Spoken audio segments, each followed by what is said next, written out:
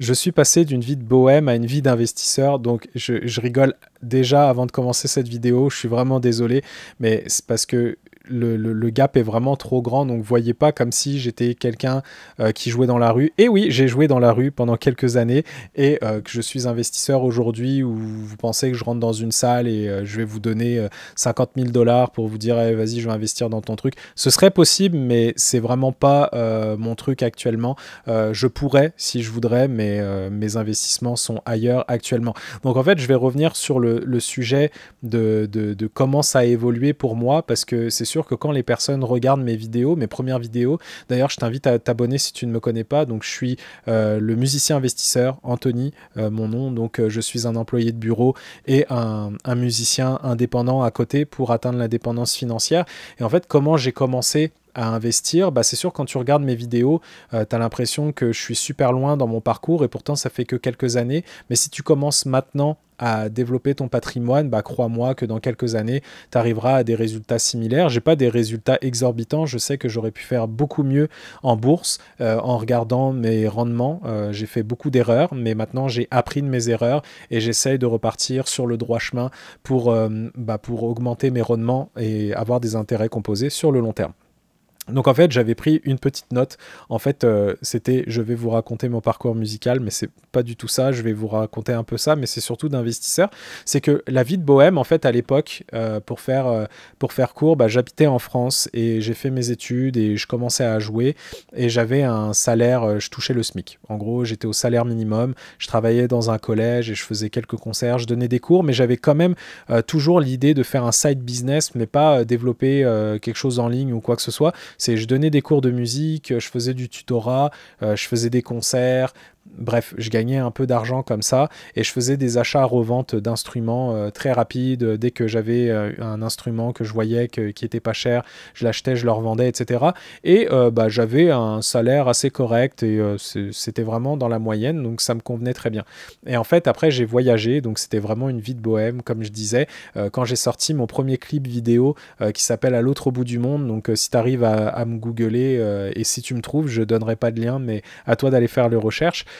Sur mes vidéos, j'étais en chemise, pantalon, Converse blanche et les gens ils disent ouais, en commentaire ça m'est arrivé d'avoir des haters qui me disent non mais le gars, tu sais le gars il est super riche, c'est papa maman qui ont payé ses voyages et le gars il parle de voyager au bout du monde avec quel argent et tout, mais c'était avec mon argent personnel là. Comme j'ai voyagé en Australie, j'ai joué dans la rue, j'ai été bohème, j'ai fait la quête pendant que je jouais dans la rue, les gens me donnaient de l'argent et j'ai financé mon voyage comme ça en Australie où j'étais sur place et je connaissais personne.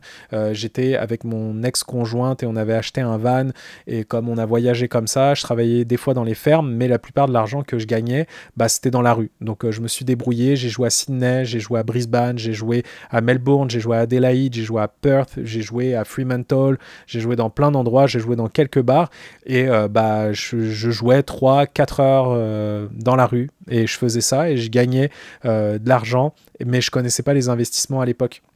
Mais c'était vraiment une vie de bohème.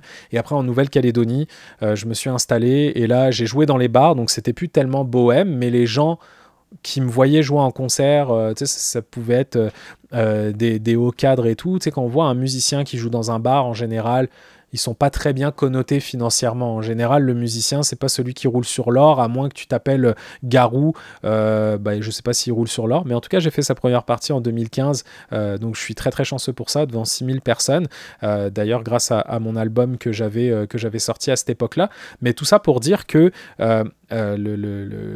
les gens pensent que tu es quand même un bohème quand tu joues dans les bars et que tu fais tes petites chansons. Bah, c'est comme si tu n'avais pas d'autres revenus à côté, que tu gagnes vraiment tes trucs au lance-pierre. Ça a été le cas, mais en Nouvelle-Calédonie, je gagnais très bien ma vie.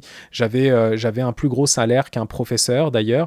Pas les professeurs agrégés, mais les professeurs de collège, je gagnais un petit peu plus qu'eux. Et pourtant, j'étais surveillant en plus dans un collège. Donc, j'avais toujours ce side business et c'était la musique. qui était ma principale source de revenus, et le fait d'être surveillant qui était mon side business finalement. Et pourtant, le side business de musique, ça me prenait moins de temps que de travailler dans un collège où je faisais 35 heures, alors que là, quand je travaillais en tant que musicien, c'était 2h30 par jour, même pas. Donc après, tu as tout le temps où tu vas développer tes compétences. Tu sais, je ne suis pas arrivé du jour au lendemain à faire de la musique. J'ai appris sur plusieurs années à développer ces compétences musicales, de chanter, etc. Donc voilà. Et là, quand j'arrive à Montréal, je fais ma maîtrise et je rejoue dans le métro pour payer mes études. Donc là, c'est sûr que les gens trouvent que tu es vraiment bohème. Je m'habillais pas forcément bien parce que je voulais pas paraître le gars qui s'habillait super chic pour jouer dans le métro, parce que les gens n'avaient pas de tendance à te donner de l'argent si tu étais trop bien habillé. Enfin, tu vois ce que je veux dire? C'est que si tu parais trop bien, c'est que les gens se disent il a peut-être pas besoin d'argent, mais les gens, est-ce qu'ils donnent parce que tu as l'air un peu bohème ou parce que tu chantes bien? Parce qu'il y a plein de facteurs. D'ailleurs, c'était un de mes sujets de maîtrise, la psychosociologie des gens en général envers les artistes. Donc ça, c'était quand même un sujet assez intéressant. Et pour en revenir à ça, c'est que je payais mes études en jouant dans le métro. Donc je gagnais entre 20 et 80 dollars de l'heure. Donc c'est sûr qu'en étant étudiant, c'est quand même de la petite caillasse que tu ramasses, et que ça te permet de vivre avant d'avoir un vrai travail, parce que je pouvais travailler que 20 heures par semaine. Donc autant dire que vu que j'avais un emploi du temps en forme de gruyère, c'était assez compliqué d'avoir un job, et je voulais pas travailler dans les restaurations rapides parce que je savais que ça allait plus me fatiguer qu'autre chose. Donc voilà, je savais que je faisais de la musique, je pouvais gagner des revenus avec ça. Et c'est quelques années plus tard, à force de faire des concerts, avoir plusieurs travails, et que je commence à vivre avec quelqu'un, et quand on a des responsabilités financières, c'est là qu'on commence à développer ses compétences en termes de finances. Et c'était en lisant un livre qui s'appelle En as-tu vraiment besoin, de Pierre-Yves McSween à Montréal, qui parlait des choses matérielles si on en a vraiment besoin, et non matérielles. Ça pouvait être autant la voiture que les assurances, que avoir des animaux, avoir un enfant, ça coûte combien, etc.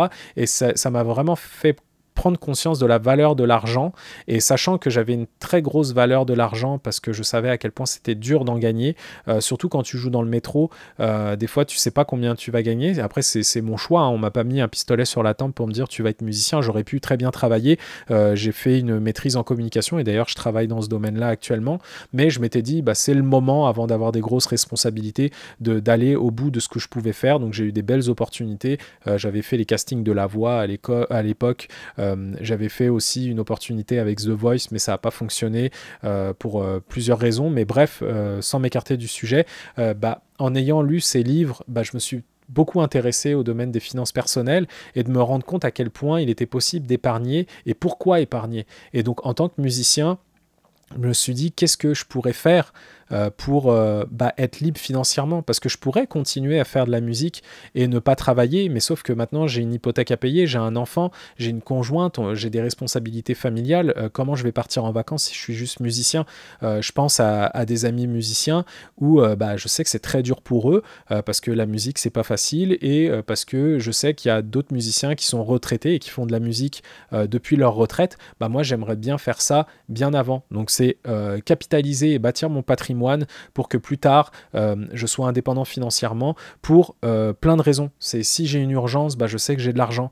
Si mon poste est aboli ou j'ai plus de travail, je sais que j'ai de l'argent. Je sais que j'aurai suffisamment d'argent qui va croître, et que mes rendements vont être supérieurs aux dépenses que j'aurai courantes. Là je pourrais juste faire de la musique juste pour me payer mon plaisir. Donc c'est ça qui est vraiment génial dans l'approche d'investissement, et je t'invite à faire ce travail-là de penser c'est quoi tes objectifs à long terme. Est-ce que ton objectif c'est de travailler jusqu'à ta retraite, et ce qui est totalement louable? Moi je me dis que si j'aime mon travail, je pourrais travailler jusqu'à la retraite, mais j'ai quand même l'idée dans ma tête de me dire d'être indépendant financièrement. Mais après il y a le côté inverse, où je pense que mon plus gros souci que je pourrais avoir en termes d'investissement, c'est ça, je pourrais en parler dans une prochaine vidéo, c'est le fait de tellement épargner, c'est dur de voir son capital descendre. Donc est-ce que même si j'arrive à un capital de 1 million, admettons, je sais pas, là je dis un chiffre rond et assez extrême, si je perds 1 dollar et que je suis plus millionnaire finalement en investissement, bah est-ce que je vais pas me priver encore plus? C'est ça le décalage psychologique qui est assez important, mais c'était pour t'expliquer l'évolution de ma carrière en fait de musicien et comment je suis arrivé à investir tout simplement. Et quand j'ai commencé à investir en bourse, j'ai compris comment fonctionnait l'argent et comment croître son capital forcément sans rien faire. Et c'est pour ça que les gens viennent de plus en plus riches et entre guillemets les pauvres de plus en plus pauvres. Ce sera le sujet d'une autre vidéo, donc à cœur ouvert par rapport à ça. C'est parce que les gens, quand ils capitalisent dans des actifs, bah, quand ça fait des rendements composés, bah, c'est sûr que les riches deviennent toujours plus riches et les pauvres, malheureusement, entre guillemets, quand je dis pauvres, c'est pas péjoratif, mais c'est les personnes qui n'ont pas forcément d'argent et qui ne capitalisent sur rien et qui achètent des biens matériels qui dépérissent dans le temps. Bah, finalement, être pauvre, bah, tu auras de moins en moins d'argent, ça va être de plus en plus difficile. Donc il y a un fossé qui se creuse, mais ça, c'est avec les rendements composés qui se passent. Et à l'inverse, les personnes qui s'endettent, bah, c'est des rendements composés négatifs. Donc ça peut creuser l'écart. Donc voilà, je voulais juste faire un aparté sur ça pour t'essayer de te motiver. Tu vois, même en tant que musicien, bah, j'ai réussi à devenir investisseur boursier. Donc, c'est pas des millions que j'ai investis, mais j'ai commencé avec 300 dollars et finalement, aujourd'hui, j'en suis à 6 chiffres à force de persévérer et d'avoir des bons rendements. Donc, je te dirai pas comment je fais parce que j'ai pas de recette miracle. N'écoute pas tous les gourous qui sont sur Internet en train de te dire bah, va acheter telle crypto, etc. C'est que j'ai essayé la crypto aussi et les émotions rentrent vraiment là-dedans. Si moi, j'avais des émotions au sujet de certains rendements boursiers. Si toi tu t'y connais pas, je te conseille vraiment pas d'aller dans les choses volatiles parce que tu vas perdre tout ton argent.